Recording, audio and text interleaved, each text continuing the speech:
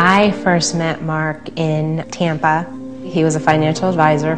We got married October 19th of 2002. I found out about 4 months afterwards that I was pregnant. He was absolutely thrilled. I've known him since we were freshmen in high school. Played football with him, grew up together, and I've just never heard a bad word said about Mark. He was just a great guy. October 24th, I had called my husband in the morning, and my brother was living with us at the time. I said, hey, let's all go out to dinner tonight. I was 9 months pregnant that day. So I got home, and my ankles were so swollen up, and I just decided, I'm like, you know what?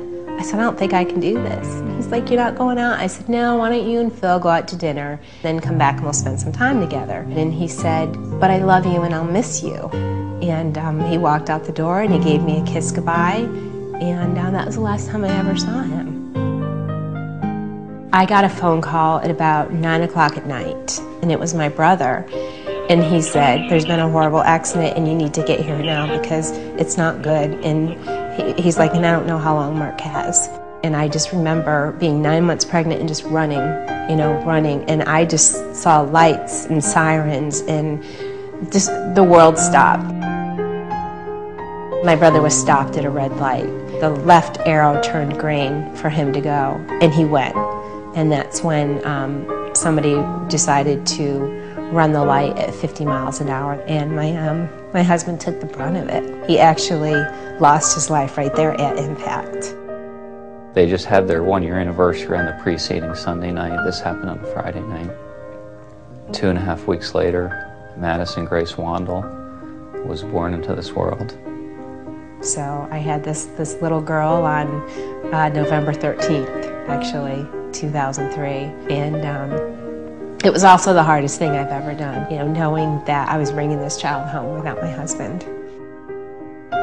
This is a very unique situation that he was the writing agent, Mark being in the business for 6 years, 7 years at the time, planned accordingly.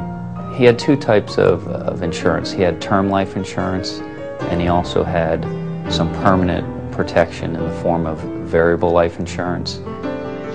Joe hasn't left our side since. He and Mark were such great friends.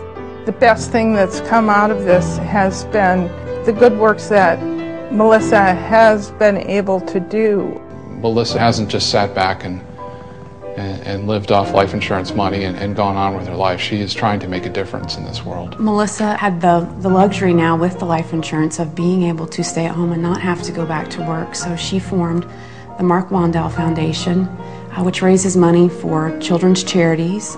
It donates money for scholarships at the high school where Mark went to.